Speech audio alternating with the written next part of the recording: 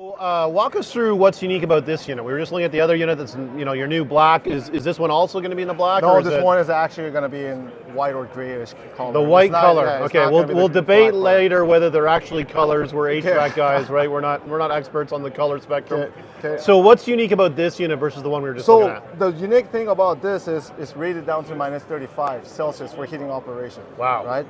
So there's a lot of technology that had to be done in order to achieve that -35. As I mentioned earlier, the standard units that is rated down to -25 can possibly go down to -35 too. It's just that we did not guarantee its performance. With these guys, we do guarantee its performance at -35. Right. So we had to make sure every single component in this outdoor unit, including the PCB, compressors, EEVs, fan motors, everything is rated down to -35. And we have also partnered with the University of Alaska Anchorage in Alaska to do the field test out there. Right? I know Canada is cold, but then Alaska is very cold. Yeah, Alaska is very cold. There's no question about that. Yeah, exactly. So we installed our equipment there, field tested, not only in Alaska, we field tested in the different regions as well to make sure that this guy operates down to -35. Okay. Now, is this a standalone unit that would have its own indoor units? Is the technology interchangeable between the stuff we saw? No, this is only compatible with that indoor unit that you see there. Yeah. Even the indoor units, we made a new design. Okay. We got some feedback from the field.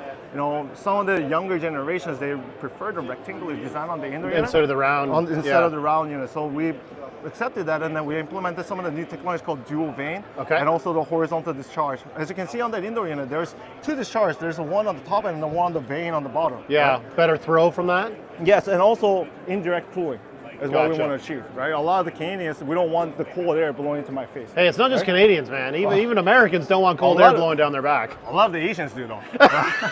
All right, you got me there. Yeah. I can't wait on that one. But this guy also actually has a built-in occupancy sensor. Okay. So we can actually detect where the human beings are. Oh, cool. And then it can adjust his vanes or decide which output to use to provide the indirect cooling. So it can actually trigger whether the unit is running or not based off whether somebody is in that space. That too, yes. That's pretty ingenious.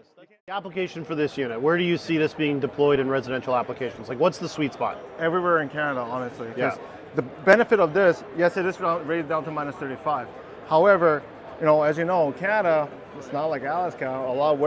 Where a lot of people live is on the southern border, right? And it doesn't get down to -35. Then why would we need -35? Because we can actually achieve 100% heating down to -25. Right. And by using that, we're not going to require any auxiliary heaters. Yeah. Right. We can provide 100% heating just with the heat pump itself, without using any baseboard heater, without using any aux heaters. 100% heating throughout the winter.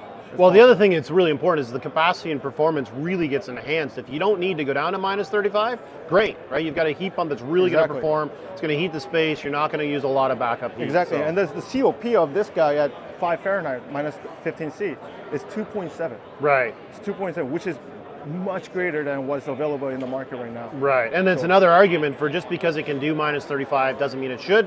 I always make the car analogy. Just because your car can do 200 miles an hour, it's probably not a good idea to do it. Yeah. You got a heat pump that can do it, but you don't need to. You just get better performance out of it. Cool. Better, highest efficiency possible. Yeah, no, looks like a really nice little unit. Yep, and that's how we got this 2025 award. Nice. Yep. So that happened here at this show. Yes. Well, congratulations on that. Thank you.